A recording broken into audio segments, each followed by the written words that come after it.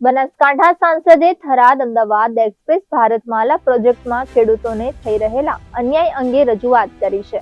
આ પ્રોજેક્ટ અંતર્ગત બનાસકાંઠા જિલ્લાના થરાદ, લાખણી, દિયોદર અને કાંકરેજ તાલુકાના ખેડૂતોની જમીનનું અધિગ્રહણ કરવામાં આવ્યું છે।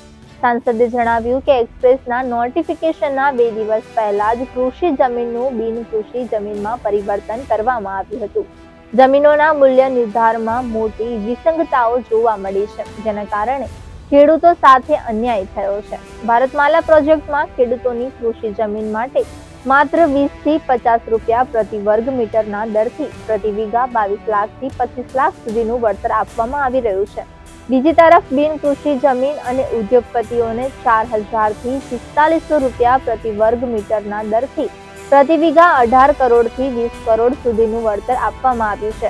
સાંસદે કૃષિ અને બિનકૃષિ જમીનના વળતરમાં 100 થી 120 ગણા સુધીના તફાવત તરફ ધ્યાન દોર્યું છે। તેમણે માંગ કરી છે કે ખેડૂતોને બજાર કિંમત અનુસાર યોગ્ય વળતર આપવામાં આવે અને જમીન અધિગ્રહણ દરમિયાન થયેલી વિસંગતતાઓને દૂર કરવામાં આવે। થરાદથી કરીને અમદાવાદ નવો ભારતમાળા રોડ એ મંજૂર કરવામાં આવ્યો। એમાં બનાસકાંઠા જિલ્લાના થરાદ તાલુકો, લાખણી, દિયોદર, કાંકરેજ આ 4 તાલુકાના ખેડૂતોની જમીન એ જાહેરનામા પહેલા કેટલાક મોટા બિલ્ડરો હોય, ભાજપના નેતાઓ હોય અને ભાજપના કયા નેતા છે બનાસકાંઠાના એમના નામો પણ અમારી પાસે છે। એમને ખેડૂતોને લોભ લાલચ આપીને સસ્તા ભાવે જમીનો ખરીદી લીધી। ખરીદ્યા પછી જે એનું નોટિફિકેશન કહે, જાહેરનામું કહેવાય, એ પણ ક્યાંક ને ક્યાંક અધિકારીઓ એમની સાથે ભળેલા હોવાથી તેનું જાહેરનામું રદ કર્યું, વારંવાર જાહેરનામા રદ કર્યા અને એમને પૂરેપૂરું બિનખેતી કરવા માટેનો મોકો આપ્યો। જંત્રી 4 પ્રકારની હોય: ઉદ્યોગ, કોમર્શિયલ, રેસિડેન્ટ અને ખેતીવાડી। એમાં સૌથી ઊંચા ભાવ એ ઉદ્યોગની જે જંત્રી લાગતી હોય, ઉદ્યોગમાં જે જમીન કન્વર્ટ થયેલી હોય, બિનખેતી થયેલી હોય, એના વધુ પડતા પૈસા ચૂકવવા પડતા હોય છે।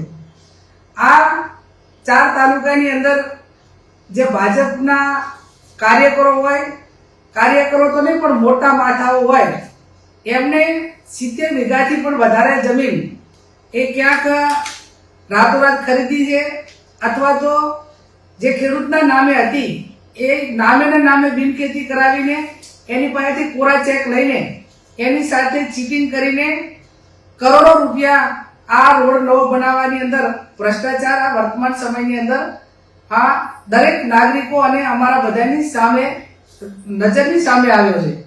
હું આપના માધ્યમથી અને મીડિયાના માધ્યમથી વારંવાર આ બાબતમાં ખેડૂતોને ન્યાય મળે એ બાબતનો અવાજ ઉઠાવ્યો છે।